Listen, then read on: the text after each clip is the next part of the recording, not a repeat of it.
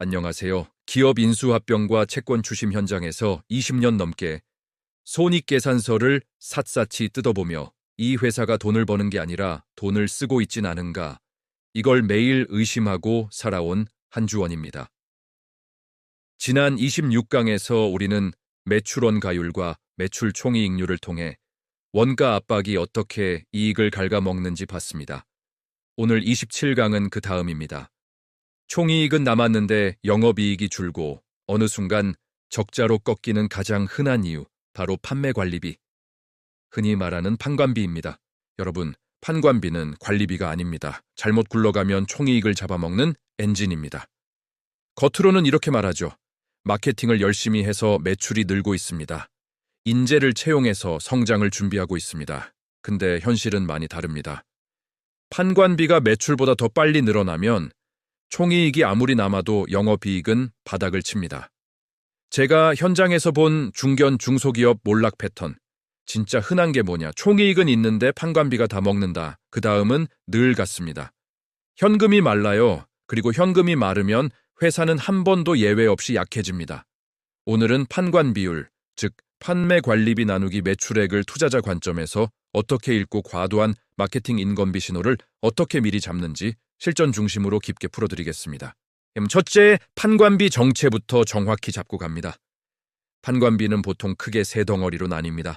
인건비, 즉 영업관리직 급여, 상여, 퇴직급여, 복리후생 같은 것들이죠. 그리고 마케팅 광고비, 판촉비, 온라인 광고, 프로모션, 수수료, 인플루언서 비용까지 전부 포함됩니다. 마지막으로 임차료, 감가상각비, 기타 관리비, 사무실 임대료, 물류센터 임차, 시스템 비용 같은 것들이 여기에 속하죠. 이 중에서 폭발적으로 늘어나는 건 보통 두 개입니다. 바로 인건비와 마케팅비. 특히 성장기 기업, IT, 바이오, 유통, 패션 쪽은 판관비가 매출의 30에서 50%를 넘는 경우가 흔합니다. 근데 높다 자체가 문제는 아닙니다. 진짜 문제는 높은데 계속 더 높아지는 것, 그리고 그 증가가 매출 증가를 이기기 시작하는 겁니다.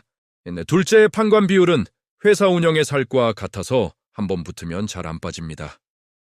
원가는 상황에 따라 내려갈 수도 있어요. 원자재 가격이 떨어지면 숨통이 트이기도 합니다. 근데 판관비는 다릅니다. 판관비는 구조입니다. 사람을 뽑으면 고정비가 됩니다. 마케팅을 확 늘리면 비용의 기준선이 올라갑니다. 사무실이나 물류센터를 늘리면 고정비가 굳어집니다. 그래서 판관 비율이 올라가는 회사는 다음 분기에 줄이면 되지가 안 되는 경우가 많아요. 판관비는 한번 늘어나면 대부분 습관처럼 유지됩니다. 그리고 그 습관이 총이익을 갉아먹다가 결국 영업이익을 죽입니다. 자, 그럼 실전 포인트로 들어가겠습니다. 첫 번째 포인트는 판관 비율 치유웨이가 전부라는 겁니다. 최근 3년에서 5년 흐름을 봅니다.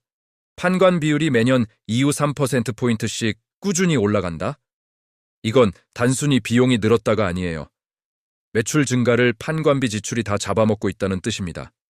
반대로 판관 비율이 꾸준히 내려간다면 이건 좋은 신호입니다. 규모의 경제가 작동하거나 운영 효율이 올라가거나 고객 획득이 자연스럽게 붙기 시작했다는 뜻이거든요. 여기서 핵심은 딱 한 줄입니다. 판관 비율이 내려가는 회사는 이익률이 살아난다. 이건 확률이 매우 높습니다.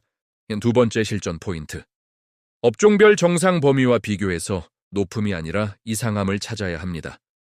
보통 제조업은 10~20%, 유통 패션 온라인 쇼핑몰은 20~35%, IT 플랫폼 게임은 30~60%, 그리고 바이오 제약은 40~80% 수준입니다. 물론 R&D 비용 일부가 포함되기도 하죠. 같은 업종인데 판관 비율이 업종 평균보다 10%포인트 이상 높다? 이건 열심히 한다는 게 아니라 구조가 비효율적일 가능성이 큽니다. 여기서 제가 바로 확인하는 질문이 있습니다. 그 높은 판관비가 매출과 총이익을 이기고 있나? 높아도 총이익이 충분하고 영업이익률이 유지되면 괜찮을 수 있어요. 근데 높고 더 올라가고 영업이익률까지 꺾이면 그건 거의 경고입니다. 세 번째 포인트는 판관비 구성을 뜯어보는 겁니다. 판관비가 커졌다면 어디가 부풀었는지를 봐야 합니다. 먼저 인건비 비중이 지나치게 큰 경우, 인건비 비중이 60% 이상이면 인력 의존도가 과도할 수 있습니다. 여기서 위험은 두 가지입니다. 첫째, 비용이 고정비로 굳어버립니다. 둘째, 핵심 인재가 이탈하면 실적도 같이 흔들립니다. 다음은 마케팅비가 과도한 경우입니다. 광고 마케팅비가 매출 대비 15% 이상이면 고객을 돈으로 사오는 구조일 가능성이 큽니다. 여기서 핵심이 바로 CAC, 고객 획득 비용이죠. 마케팅비가 늘었는데 총이익률은 하락하고 있다. 이건 진짜 위험한 조합입니다. 고객을 사오는데 남는 돈은 줄고 있다는 뜻이니까요.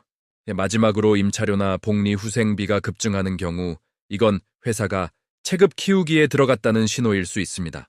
사무실을 확장하고 복지를 늘리고 각종 외주 용역을 늘리는 거죠. 좋을 수도 있어요. 하지만 실적이 따라오지 않으면 이건 그대로 고정비 폭탄이 됩니다. 제가 M&A 실사에서 본 대표적인 케이스를 말씀드릴게요. 어느 온라인 유통사였는데 매출은 3년간 2배씩 늘었습니다. 그런데 판관 비율이 28%에서 35%, 그리고 48%로 폭등했어요. 주석을 봤더니 인건비가 매출의 30%를 넘고 마케팅비는 매년 50%씩 증가했습니다. 결국 어떻게 됐냐? 고객 획득 비용이 매출을 따라가지 못했습니다. 영업이익률은 마이너스 5%대로 꺾였고 현금 소진 속도가 빨라져서 마지막은 회사 매각으로 끝났습니다. 이 패턴 정말 흔합니다. 성장을 외치면서 실제로는 현금을 태우는 성장인 거죠. 이제 판관비 과다 위험 신호 5가지를 드리겠습니다. 이건 경고등입니다. 첫째, 판관 비율이 최근 3년간 5%포인트 이상 상승.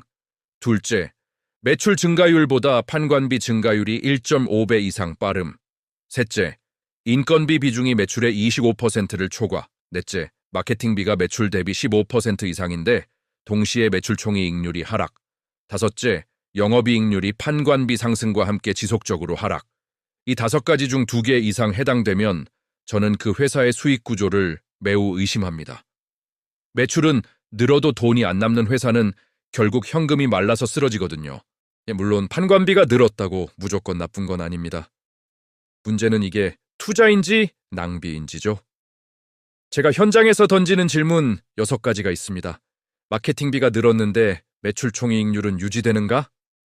인건비가 늘었는데 직원 1인당 매출 같은 생산성이 개선되는가? 고정비가 늘었는데 영업 현금 흐름이 버텨주는가? 판관비가 늘어도 영업이익률이 유지되는가? 그리고 비용 증가가 일시적인가 아니면 상시 고정비로 굳었는가? 이 중에서 마지막 질문이 진짜 중요합니다. 상시 고정비로 굳으면 경기가 꺾일 때 회사는 바로 흔들립니다. 자, 그럼 실전에서 써먹을 20초 체크리스트를 드릴게요. 이 5줄로 판관비 상태를 빠르게 판단할 수 있습니다. 첫째, 최근 3월 5년 판관 비율 추이는 상승 중인가? 둘째, 업종 평균 대비 10%포인트 이상 높은가? 셋째, 매출 증가율보다 판관비 증가율이 더 빠른가? 넷째, 주석에서 인건비 마케팅비 비중이 과도한 항목이 있나? 다섯째, 판관비 상승이 영업이익률을 갉아먹고 있나? 이 5가지만 훑으면 총이익은 남는데 영업이익이 줄어드는 이유가 바로 보입니다. 오늘 27강은 여기까지입니다. 다음 강의에서는 영업이익률과 EBITDA 마진 추이, 즉 본업 경쟁력의 진짜 척도로 넘어갑니다. 총이익, 판관비를 다 보고 나면 이제 마지막으로 영업이익의 힘이 얼마나 단단한지, 현금 창출력이 진짜인지 한 단계 더 깊게 들어가 보겠습니다. 지금까지 기업 인수합병 채권 추심 전문가 한주원이었습니다. 마지막으로 판관비를 볼 때마다 이 한마디를 꼭 떠올리세요.